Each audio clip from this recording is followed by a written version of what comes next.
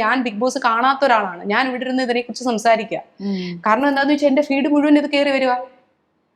ഒരു തവണ നമ്മൾ ബിഗ് ബോസ് ഇപ്പൊ ഞാനിത് പറഞ്ഞിട്ടുണ്ടെങ്കിൽ ഞാൻ എന്റെ റീല് കംപ്ലീറ്റ് അതായിരിക്കും കയറി വരിക.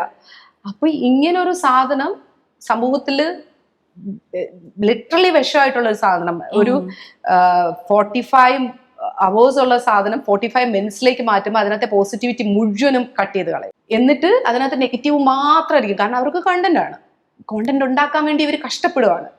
ഇതൊന്നും പോസിറ്റീവ് കോണ്ടന്റ് ആണെങ്കിൽ എത്തുകയില്ല, നെഗറ്റീവ് കോണ്ടന്റ് തന്നെ വേണം. സോ ഇത് നമ്മുടെയൊക്കെ ബ്രെയിനിൽ ഉണ്ടാക്കുന്ന വ്യത്യാസങ്ങൾ ഒന്ന് ആലോചിച്ച് നോക്കിയേ. ഇത് ദയവ് ചെയ്ത് അടുത്ത തലമുറ കാണരുതെന്ന് മാത്രം ആഗ്രഹിക്കും. അടുത്ത തലമുറ ഇതിനകത്ത് പെട്ടിരിക്കുകയാണ്.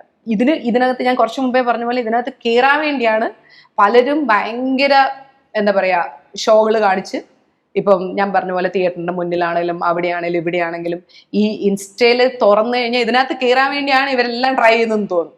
ബിക്കോസ് ഇങ്ങനെ ഒരു നെഗറ്റീവ് ഇമ്പാക്ട് ഉണ്ടാക്കി കഴിഞ്ഞാലേ അതിലേക്ക് വിളിക്കുകയുള്ളൂ.